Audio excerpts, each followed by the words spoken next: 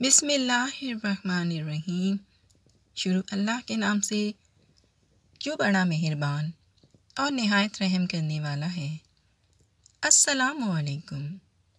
حضرت مولانا مفتی عبدالرؤف فرماتے ہیں، ایک صاحب کتابت کیا کرتے تھے جیسے آج کل لوگ کمپوزنگ کرتے ہیں۔ وہ پرانے زمانے کے کاتب تھے۔ ان کا ایک عجیب معمول تھا۔ انہوں نے صرف درود شریف لکھنے کے لیے ایک کاپی بنائی ہوئی تھی، اور وہ روزانہ جب صبح سویرے کتابت کرنے کے لیے بیٹھتے تو کتابت کرنے سے پہلے اس کاپی میں فن کتابت کی روشنی میں ایک بہت ہی خوبصورت درود شریف لکھتے تھے۔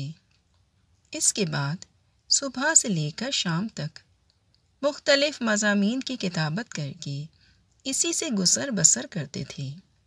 ان کی ساری زندگی اسی میں گزر گئی۔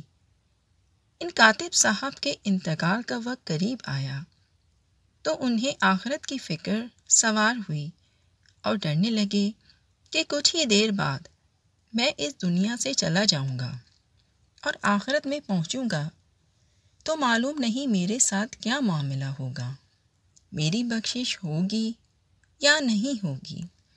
اسی دوران ایک مجذوب ان کے گھر کے پاس سے گزرا اور اس نے کہا، ارے تو آخرت سے کیوں گھبراتا ہے؟ تیری درود شریف کی کاپی اللہ تعالیٰ کی بارگاہ میں جناب رسول صلی اللہ علیہ وآلہ وسلم کی خدمت میں پیش ہے، اور اس پر صحیح کے نشان لگائے جا رہے ہیں کہ یہ درود شریف بھی صحیح ہے، یہ درود شریف بھی پاس ہے، اور یہ درود شریف بھی قبول ہے۔ وہاں تو صحیح کے نشانات لگ رہے ہیں اور تو گھبرا رہا ہے۔